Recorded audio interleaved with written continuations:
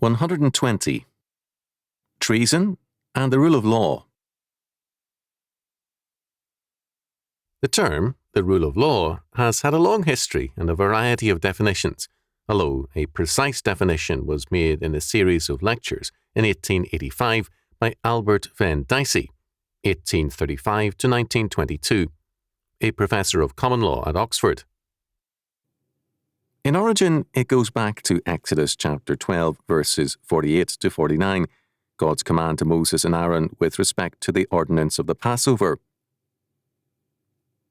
And when a stranger shall sojourn with thee, and will keep the Passover to the Lord, let all his males be circumcised, and then let him come near and keep it, and he shall be as one that is born in the land, for no uncircumcised person shall eat thereof.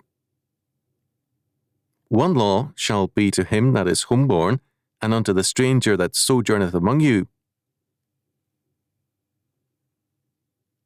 This means, first, as Rylersdon points out, that all who are in Israel, like Israel itself, belong to the Lord. Slaves must therefore be circumcised because God's claim on them supersedes all human claims.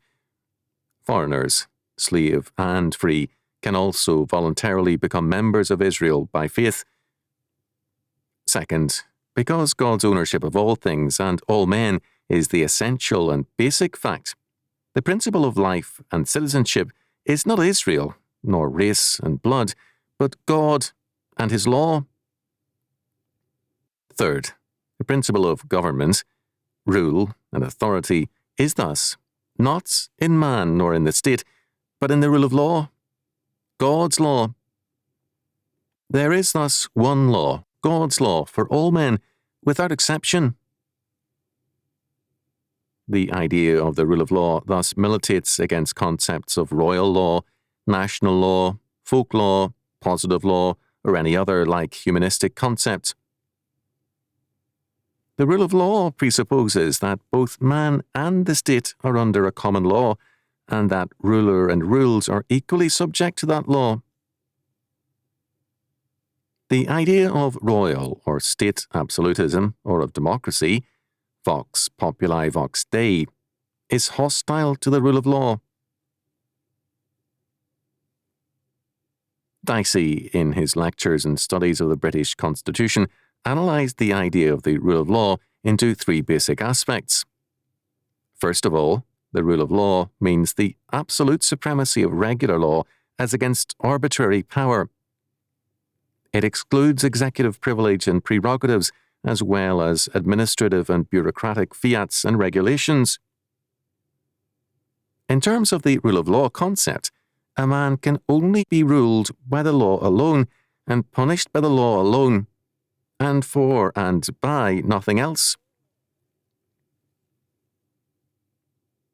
This aspect has, in the years since World War I, been eroded by administrative agencies which have been given, in one country after another, broad legal powers and thus function as police and courts alike. For the most part, men are today governed by statist agencies which violate this aspect of the rule of law concept. Second, the rule of law means the even and equal subjection of all classes to the law, and it excludes the exemption of any and all officials from the duty of obedience to the law. This aspect was generally subject to the exemption of foreign diplomats and the protection of judges, while exercising their legal functions from actions for libel and slander. This exemption has been broadened over the years. Labour unions now have exemptions, and in some countries, public officials have a growing area of exemptions. Third, the rule of law concept sees the rights and immunities of individuals as derived not from the Constitution, the state, or the courts, but from the nature of things, that is, from God's creation and law, although this theological aspect is not usually openly stated. The state and its laws and courts, as well as its constitution, recognize these rights and immunities, They do not grant them. Their source is beyond the state. The state, thus, does not create law nor create rights and offences. It has no such power. It simply recognizes them. The state has no arbitrary power. This last aspect, which is basic, was least clearly formulated in recent years and is the key to the decline of the rule of law. The rule of law is only tenable as a working principle if law is theological in a biblical sense, God ordained and God created. If this be denied, as it has been in the 20th century, the result is the decline of the rule of law in favour of the rule of the state. Biblical law deals with law which is basic to reality, because it is the law of the creator of all reality. It is thus inescapable law, because it meets us in the very constitution of the universe and history. Arbitrary humanistic law has no such necessity in it. The necessity comes from status compulsion. Status law has forbade the use of gold coins as legal tender, the buying and selling of wine, and much, much more, which is only the stamp of statist arbitrariness behind it. In the past century, the growth of legal positivism has increasingly made the state the source of law. Law is what the state says it is, and beyond the state there is no law. It was the rise of such a legal philosophy which made Nazi legal theory possible. With such a changed view of law, the idea of the rule of law also changed. Clark and Son thus saw United Nations law as the rule of law because it was declared to be the alternative to force, war, or the threat of it as the means of settling international disputes. The rule of law now means the rule of the state. How is the rule of law related to treason? The relationship becomes clear when we look at Dorr's rebellion. Thomas Wilson Dorr was a lawyer and a popular figure in Rhode Island, the leader of a People's Party. Rhode Island, in 1840, still kept the form of government set up under Royal Charter. The right to vote was sharply limited by that charter. Dorr, finding the normal constitutional channels too slow and reluctant, proceeded in terms of justice. The Dorr people held a statewide election of their own contriving to select a People's Convention for constitutional revision. In 1841, the convention submitted a new constitution to the same extra-legal vote. In December 1841, its constitution was adopted by a claimed vote of 13,944, a clear majority of the 23,000 adult male citizens of Rhode Island.